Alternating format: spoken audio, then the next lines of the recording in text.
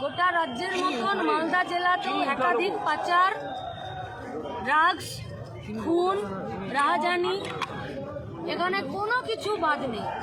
এমনকি টোটো যদি রাস্তায় চলছে তো পঞ্চায়েত থেকে নির্দেশ দিয়ে দিচ্ছে যে 2000, 5000, 10,000 লাগবে, তার কোনো রসিদ নেই।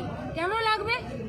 টোটোতে একটা লোক চাপলে 10 টাকা লাগে, আর সে সারাদিন মাথার ঘাম পায়ে ফেলে কোনো রকমে নিজের জীবনটা কাটায়। তো তার জন্য কেন তৃণমূলের নেতাদেরকে 2000, 5000 দিতে হবে? পুলিশ জানে না এসব? তো পুলিশ কি রাস্তার মোড়ে মোড়ে দাঁড়িয়ে থেকে শুধু ট্রাক থেকে আর বাস থেকে টাকা আদায় করার জন্য আছে, আর মানুষকে ভয় দেখানোর জন্য, আর যারা মানুষের উপর অত্যাচার করবে তাদের হয়ে কাজ করার জন্য?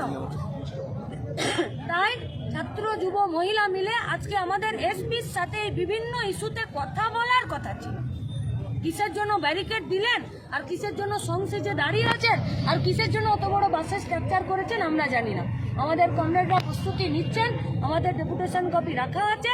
যদি ওদের সত্যিকারের দক্ষতা, যোগ্যতা এবং সাহস থাকে আমাদের সাথে কথা বলবে, নইলে এই কথা গোটা মালদা জেলা এর পরে আবার বলবে। আজকে কতক্ষণ বসে থাকবেন? যতক্ষণ ডেপুটেশন নেবে না ততক্ষণ? এসপির তো একটা নিজস্ব কোনো সাহস এবং একটা দক্ষতা, যোগ্যতার প্রয়োজন।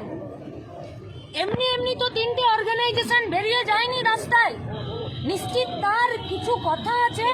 তাহলে এসপির কি উচিত ছিল না যে একবার তারা কি বলছে শুনেনি? নাকি তৃণমূলের টাকা কানে গোঁজা আছে বলে বাকি আর কিছু শুনতে পাচ্ছে না? এসপিকে ঠিক করতে হবে যে এসপিরা মানুষের জন্য, নাকি থানাগুলোকে যেমন তৃণমূলের পার্টি অফিসে পরিণত করে দিয়েছে সেরকম এসপি তৃণমূলের দলদাসে পরিণত হয়েছে কিনা। কথা তো শুনবে যে কি বলতে এখন কি চাইছে, চাইছেন? এখন কি বলতে চাইছে সেই কথা তো শুনবে। না বললে এসপির দায়িত্ব এসপি নিজে নেবে। এইভাবে কি পথে বসে থাকবেন? এবারে এভাবে বসে থাকবো, কিভাবে বসে থাকবো সেটা এসপি ঠিক করবে।